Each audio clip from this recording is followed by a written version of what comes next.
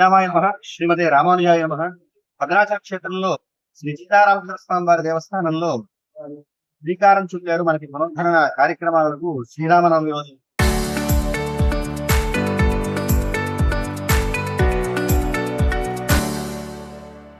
అందులో భాగంగా రేపు 26వ తారీఖున కళావాహన మొదలైనటువంటి కార్యక్రమాలన్నింటినీ కూడా ఒక వైదికమైనటువంటి పద్ధతిలో నిర్వహించడానికి పెద్దలందరూ కూడా నిర్ణయించడం జరిగింది. 26వ తారీఖు ప్రాకార మండపంలో ఉన్నటువంటి దేవతలందరినీ కూడా ఎవరైతే ఉన్నారో వారందరినీ కూడా ఒక ప్రక్రియ ద్వారా, వైదికమైనటువంటి ప్రక్రియ ద్వారా కళని ఆవాహన చేసి కలశంలోకి, అలా చేసినటువంటి కళని మనకి ఏదైతే కలశంలోకి ఆవాహన చేశారో వాటన్నింటినీ కూడా భద్రంగా ఒక దగ్గర నిక్షిప్తం చేస్తారు.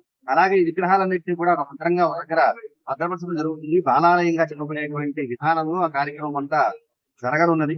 దీనికి కావాల్సినటువంటి ప్రణాళిక అంతా కూడా దేవస్థానం వారు సిద్ధం చేశారు. అలాగే ఆదిత సేవలు, దర్శనాలు మొదలైనటువంటి వాటిపై కూడా ప్రత్యేకమైనటువంటి దృష్టిని కేంద్రీకరించారు ఆలయ అధికారులు. అలాగే ఆలయంలో ఉన్నటువంటి వైదిక భక్తులందరూ కూడా ఎక్కడ ఆదిత్య సేవలకి వాటికి మొదలైనటువంటి వాటికి ఇబ్బంది లేకుండా మనకి విజయనాథ ప్రాంగణంలో స్వామివారి యొక్క నిత్య కళ్యాణాలు కూడా నిర్వహించాలని చెప్పేసి నిలబెట్టడం జరిగింది.